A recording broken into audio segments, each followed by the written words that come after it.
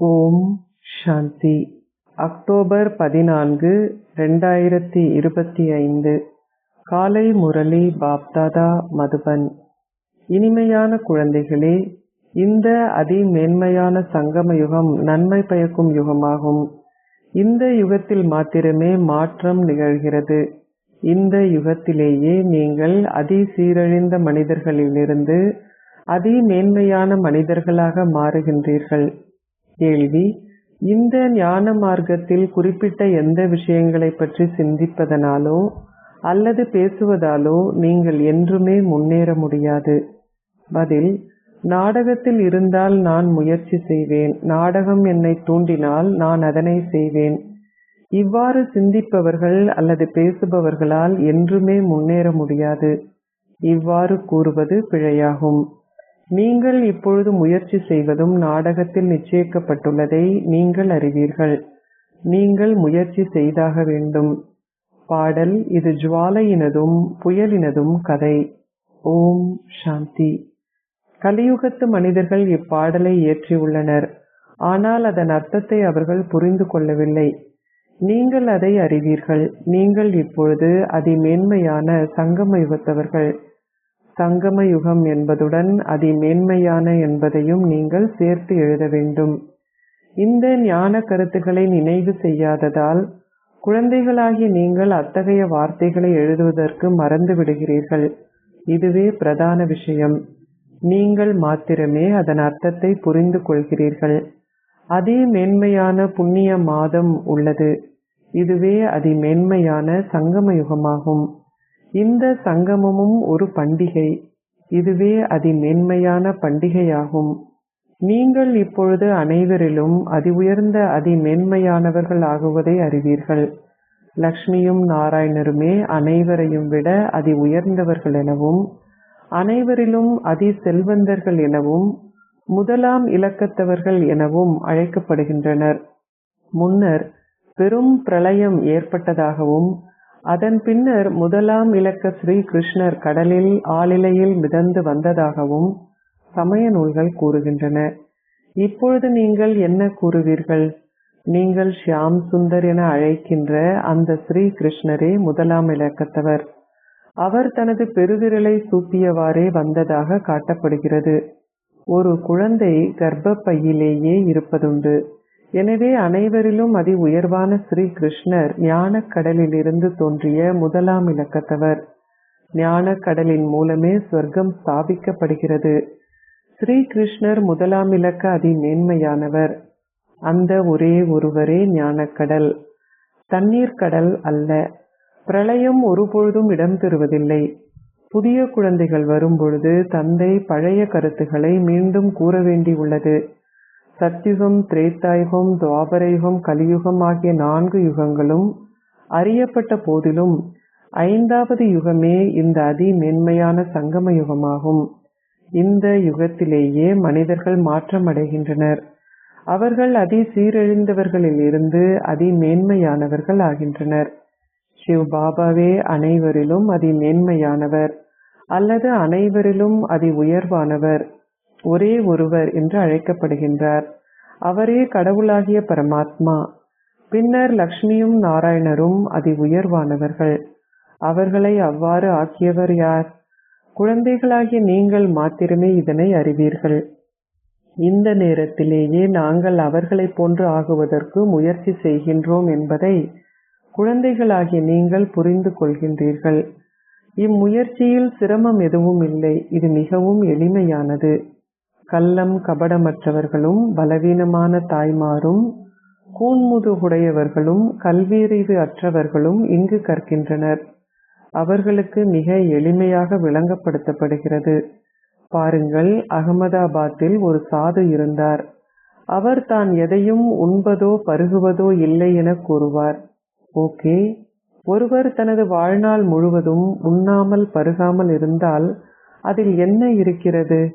அவ்வாறு செய்தாலும் அவரால் எதையுமே அடைய முடியாது. ஒரு மரம் போஷாக்கை பெறுகிறது. அதற்கு கிடைக்கும் பசலை நீர் போன்ற இயல்பாகவே அதனை வளரச் செய்கின்றது. அந்த சாது ஏதாவது மந்திர சக்தியை பெற்றிருக்க வேண்டும். நீரிலும் நெருப்பிலும் நடக்கின்ற பலரும் உள்ளனர். அவ்வாறு செய்வதில் என்ன நன்மை உள்ளது? இந்த இலகு ராஜயோகத்தை கற்பதனால் நீங்கள் பிறவி பிறவியாக நன்மையை அனுபவம் செய்கிறீர்கள். சந்தோஷமற்றவரிலிருந்து நீங்கள் பிறவி பிறவியாக சந்தோஷமுடையவர்கள் ஆக்கப்படுகின்றீர்கள். தந்தை கூறுகின்றார், குழந்தைகளே, நாடகத்தின்படி நான் உங்களுக்கு ஆழமான விஷயங்களை கூறுகின்றேன். உதாரணமாக அவர்கள் சிவனையும் சங்கரரையும் ஒருவராக காட்டி எவ்வாறு குழப்பிவிட்டனர் என்பதை பாபா உங்களுக்கு விளங்கப்படுத்தியுள்ளார். சங்கரருக்கு இவ்வுலகில் நடிப்பதற்கென ஒரு பாகம் இல்லை. சிவன், பிரம்மா, விஷ்ணு ஆகியோருக்கு நடிப்பதற்கு பாகங்கள் உள்ளன. பிரம்மாவும் விஷ்ணுவும் சகலத்துறை பாகத்தை கொண்டுள்ளனர். சிவ் பாபாவிற்கு இந்நேரத்தில் மாத்திரமே ஒரு பாகம் உள்ளது. இதனாலேயே அவர் இப்பொழுது வந்து இந்த ஞானத்தை கொடுக்கின்றார். பின்னர் அவர் நிர்வாண தாமத்திற்கு திரும்பி செல்கின்றார். அவர் தனது சொத்து முழுவதையும் குழந்தைகளுக்கு கொடுத்துவிட்டு ஓய்வு ஸ்திதிக்கு சென்று விடுகின்றார். ஓய்வு ஸ்திதியில் இருப்பதென்றால் ஒரு குரு மூலம் சப்தத்திற்கு அப்பால் செல்ல முயற்சி செய்வதாகும். எவ்வாறாயினும் எவராலும் இன்னமும் வீடு திரும்ப முடியாது. ஏனெனில் அனைவரும் விகாரம் நிறைந்தவர்களாகவும் சீரழிந்தவர்களாகவும் உள்ளனர். அனைவரும் விகாரத்தின் மூலமே பிறக்கின்றனர். லக்ஷ்மியும் நாராயணனும் விகாரமற்றவர்கள். அவர்கள் பாவத்தின் மூலம் பிறப்பதில்லை. இதனாலேயே அவர்கள் மேன்மையானவர்கள் எனப்படுகின்றனர். குமாரிகளும் விகாரமற்றவர்களே. இதனாலேயே அனைவரும் அவர்களை வணங்குகிறார்கள். எனவே சங்கரருக்கு இங்கு நடிப்பதற்கு பாகமில்லை என பாபா விளங்கப்படுத்தியுள்ளார். எவ்வாறாயினும் பிரஜாபிதா பிரம்மா நிச்சயமாக மக்களின் தந்தையாவார். சிவ் பாபா ஆத்மாக்களின் தந்தை என அழைக்கப்படுகின்றார். அவர் அனாதியான தந்தையாவார். நீங்கள் இந்த ஆழமான விஷயங்களை மிக நன்றாக கிரகிக்க வேண்டும். பெரிய தத்துவ ஞானிகள் பெரிய பட்டங்களை பெறுகின்றனர். பண்டிதர்கள் ஸ்ரீ ஸ்ரீ 108 என்ற பட்டத்தை பெறுகின்றனர். அவர்கள் பனாரஸில் உள்ள கல்லூரியில் சித்தி எய்தி அந்த பட்டங்களை பெறுகின்றனர். அவர்கள் தந்தையின் பட்டத்தை தங்களுக்கு எடுத்துக்கொண்டதை அவர்களுக்கு விளங்கப்படுத்துவதற்காக பாபா குப்தாஜியை பனாரஸிற்கு அனுப்பினார். தந்தையே ஸ்ரீ ஸ்ரீ 108 ஜெகத்குரு என அழைக்கப்படுகின்றார். 108 மணி மாலை உள்ளது. 8 ரத்தினங்கள் நினைவு கூறப்படுகின்றனர். அவர்கள் திறமை சித்தி எய்தினார்கள். இதனாலேயே அவர்களின் மணி மாலை உருட்டப்படுகிறது. பின்னர் அவர்களை விட சற்று குறைந்த அளவு மேன்மையான 108 பேர் பூஜிக்கப்படுகின்றனர். மக்கள் யாகம் வளர்க்கும் பொழுது 1000 சாலிகிராம்களை செய்கின்றனர். சிலர் 10,000ஐயும் சிலர் 50,000ஐயும் இன்னும் சிலர் 100,000 சாலிகிராம்களையும் செய்கின்றனர். அவர்கள் அவற்றை களிமண்ணினால் செய்து பின்னர் யாகம் வளர்க்கின்றனர். ஒரு வியாபாரி மிகவும் செல்வந்தராக இருப்பாராயின் அவர் 100,000 சாலிகிராம்களை செய்விப்பார். மணி மாலை மிக நீண்டது என தந்தை விளங்கப்படுத்தியிருக்கின்றார். 16,108 மணிகளை கொண்ட மணி மாலையும் இருக்கிறது. தந்தை இங்கு அமர்ந்திருந்து குழந்தைகளாகிய உங்களுக்கு இந்த விஷயங்களை விளங்கப்படுத்துகின்றார். நீங்கள் அனைவரும் தந்தையுடன் சேர்ந்து பாரதத்திற்கு சேவை செய்கிறீர்கள். தந்தை பூஜிக்கப்படுவதால் குழந்தைகளும் பூஜிக்கப்பட வேண்டும். ருத்ரர் ஏன் பூஜிக்கப்படுகின்றார் என்பதை மக்கள் அறிய மாட்டார்கள். அனைவரும் சிவ் பாபாவின் குழந்தைகள். இந்நேரத்தில் உலக ஜனத்தொகை மிகவும் அதிகமாக உள்ளது. சகல ஆத்மாக்களும் சிவ் பாபாவின் குழந்தைகளே ஆயினும் அனைவரும் அவரது உதவியாளர்கள் அல்ல. இந்நேரத்தில் நீங்கள் எந்த அளவிற்கு அவரை நினைவு செய்கின்றீர்களோ அந்த அளவிற்கு நீங்கள் மேன்மையானவர்கள் ஆகுவீர்கள். நீங்கள் பூஜிக்க தகுதி வாய்ந்தவர்கள் ஆகின்றீர்கள். இந்த விஷயங்களை விளங்கப்படுத்துவதற்கான சக்தி வேறு எவரிடமும் இல்லை. இதனாலேயே கடவுள் பற்றிய ஆழமான விஷயங்களை எவரும் அறிய மாட்டார்கள் என அவர்கள் கூறுகின்றனர். தந்தையே வந்து தான் ஞானக்கடல் என அழைக்கப்படுகின்றேன் என விளங்கப்படுத்துகின்றார். எனவே அவரே நிச்சயமாக இந்த ஞானத்தை கொடுக்கின்றார். இதில் தூண்டுதல் என்ற கேள்விக்கு இடமில்லை. கடவுள் தூண்டுதல் மூலம் விளங்கப்படுத்துகின்றாரா? அவரிடம் உலகின் ஆரம்பம், மத்தியமம், இறுதி பற்றிய ஞானம் இருப்பதை நீங்கள் அறிவீர்கள். அவர் குழந்தைகளாகிய உங்களுக்கு இதை கூறுகின்றார். உங்களுக்கு இதில் நம்பிக்கை இருக்கிறது. ஆனால் நம்பிக்கை இருந்தும் நீங்கள் தந்தையை மறந்து விடுகின்றீர்கள். தந்தையின் நினைவே இக்கல்வியின் சாராம்சமாகும். தந்தையின் நினைவின் மூலம் கர்மாத்தி ஸ்திதியை அடைவதற்கு முயற்சி தேவை. இந்த நினைவிலேயே மாயை தடைகளை ஏற்படுத்துகின்றாள். கல்வியில் அந்த அளவு தடைகள் இருப்பதில்லை. சங்கரர் தனது கண்ணை திறக்கும் போது விநாசம் இடம்பெற்றதாக அவர்கள் கூறுகின்றனர். இவ்வாறு கூறுவது சரியல்ல. தந்தை கூறுகின்றார், நான் விநாசத்தை தூண்டுவதோ அல்லது சங்கரர் விநாசத்தை மேற்கொள்வதோ இல்லை. அது பிழையாகும். தேவர்கள் பாவம் செய்ய மாட்டார்கள். சிவபாபா இப்பொழுது இங்கு அமர்ந்திருந்து இந்த விஷயங்களை விளங்கப்படுத்துகின்றார். இந்த ஷரீரம் இந்த ஆத்மாவின் ரதம். ஒவ்வொரு ஆத்மாவும் தனது சொந்த ரதத்தை ஓட்டுகின்றார். தந்தை கூறுகின்றார், நான் இவரின் ரதத்தின் கடனாக எடுக்கின்றேன். இதனாலேயே எனது பிறப்பு தெய்வீகமானதும் தனித்துவமானதும் என கூறப்படுகிறது. 84 பிறவிகளின் சக்கரம் இப்பொழுது உங்களின் புத்தியில் உள்ளது. நீங்கள் வீட்டிற்கு சென்று பின்னர் ஸ்வர்க்கத்திற்கு செல்வதை அறிவீர்கள். பாபா அனைத்தையும் மிக இலகுவாக விளங்கப்படுத்துகின்றார். உங்களுக்கு இதய வழுவல் ஏற்படக்கூடாது.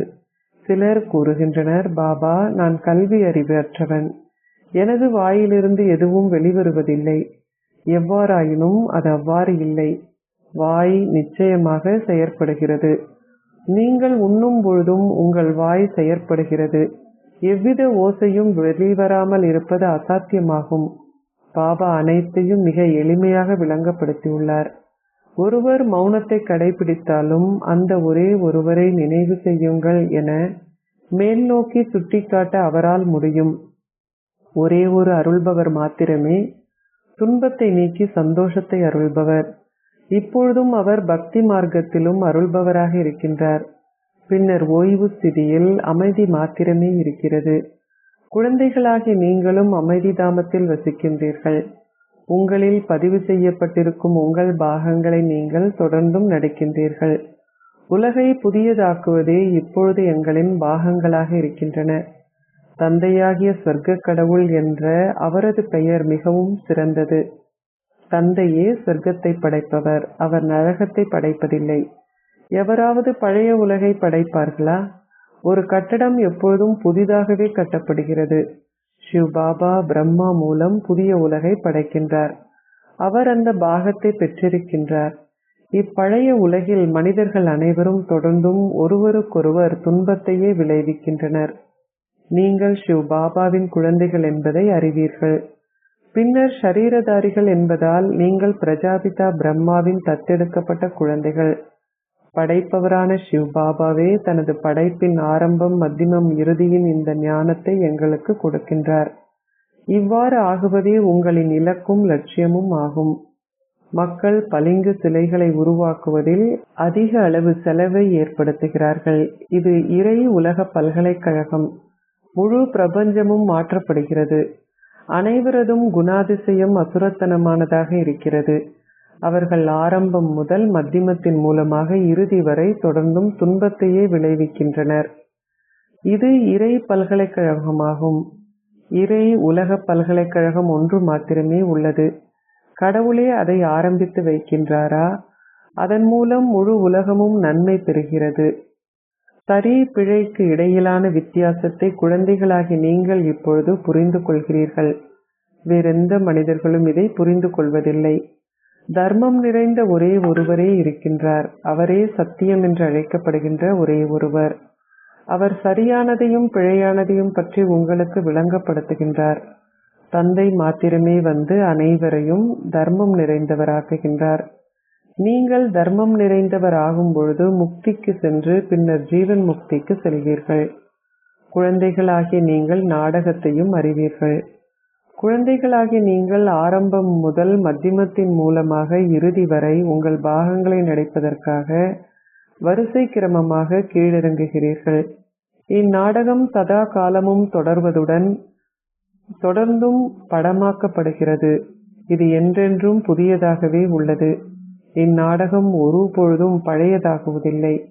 மற்ற நாடகங்கள் போன்றவை அழியக்கூடியவை. இந்நாடகம் எல்லையற்றதும் அழிவற்றதும் ஆகும். இதில் ஒவ்வொருவரும் ஓர் அழிவற்ற நடிகர். இந்த அனாதியான நாடகமும் மேடையும் எவ்வளவு பெரியவை என பாருங்கள். தந்தை வந்து இப்பழைய உலகை புதியதாக்குகின்றார். நீங்கள் இவை அனைத்தினதும் காட்சிகளை பெறுவீர்கள். நீங்கள் எந்த அளவிற்கு நெருக்கமாக வருகின்றீர்களோ அந்த அளவிற்கு சந்தோஷத்தை உணர்வதுடன் காட்சிகளையும் பெறுவீர்கள். உங்கள் பாகங்கள் முடிவிற்கு வந்துவிட்டதாக நீங்கள் கூறுவீர்கள். நாடகம் பின்னர் மீண்டும் மீண்டும் இடம்பெற வேண்டும்.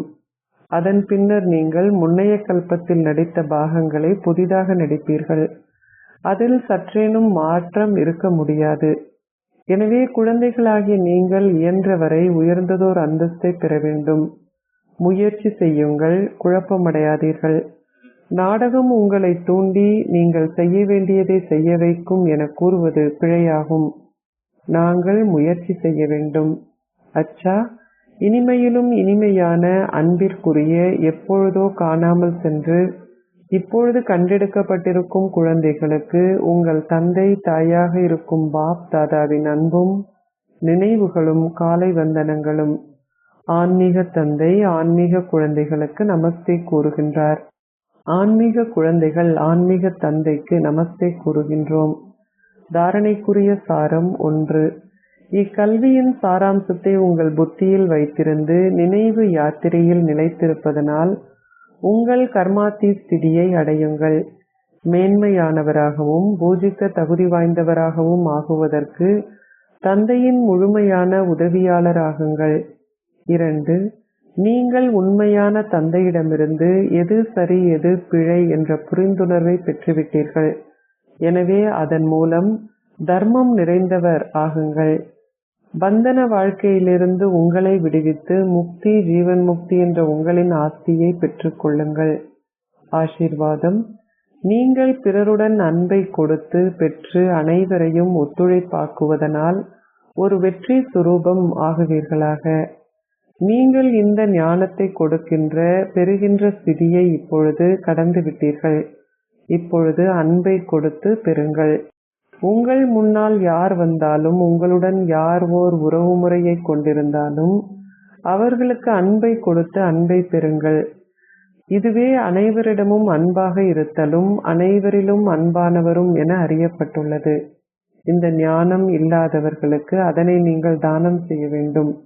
ஆனால் பிராமண குடும்பத்தினருக்கு இந்த அன்பு தானத்தின் பெரும் தானியாக இருங்கள். உங்கள் எண்ணங்களில் கூட அன்பை தவிர எதுவும் இல்லாதிருக்கட்டும். அனைவருக்குமான அன்பு இருக்கும் பொழுது அன்பின் பலன் ஒத்துழைப்பும் ஒத்துழைப்பின் பலன் வெற்றியும் ஆகும். ஸ்லோகம். ஒரு வினாடியில் முற்றுப்புள்ளி இடுவது என்றால் தீவிர முயற்சி செய்வதாகும். அவ்யக்த இஷாரா. தனக்காகவும் மற்ற அனைவருக்காகவும் மனதின் மூலம் யோகத்தின் சக்திகளை பரிசோதனை செய்யுங்கள். அவ்யக்த இஷாரா. உங்கள் மனம் மூலமாக சேவை என்றால் எல்லையற்ற சேவை என்பதாகும். உங்கள் மனம் மூலமும் வார்த்தைகள் மூலமும் சேவை செய்வதற்கான மாதிரியாக உங்களை மக்கள் பார்க்கின்ற அளவிற்கு ஏற்ப அவர்கள் கவரப்படுவார்கள். இந்த திட சங்கற்பம் இருந்தால் சேவை தொடர்ந்தும் இலகுவில் நடைபெறும். வார்த்தைகள் மூலம் சேவை செய்வதற்கு உங்களுக்கு நேரம் இல்லாதுவிட்டால் அப்பொழுது குறைஞ்சபட்சம் உங்கள் மனோபாவம் மூலமும் உங்கள் மனம் மூலமும் சேவை செய்வதன் மூலம் மாற்றத்தை ஏற்படுத்துவதற்கு நேரம் உங்களுக்கு இருக்கிறது. இப்பொழுது நீங்கள் எதனிலும் நேரத்தை வீணாக்காமல் சேவையை மட்டும் செய்யுங்கள். ஒரு சதா யோகியாகவும் சதா சேவையாளராகவும் இருங்கள். எவ்வாறு உங்கள் மனம் மூலம் சேவை செய்வது என்று நீங்கள் அறிந்திராதுவிட்டால் உங்கள் தொடர்பு மற்றும் உங்கள் நடத்தை மூலம் சேவை செய்ய முடியும். ஓம் சாந்தி. மாதேஸ்வரி மம்மாவின் பெருமதிமிக்க மேன்மையான வாசகங்கள். முக்தியும் அனாதியான முக்தியும். இக்காலத்தில் மக்கள் முக்தியை அனாதியான முக்தி என அழைக்கிறார்கள். முக்தி அடைந்தவர்கள் பிறப்பு இறப்பு சக்கரத்திலிருந்து விடுதலை அடைகிறார்கள் என அவர்கள் நம்புகிறார்கள்.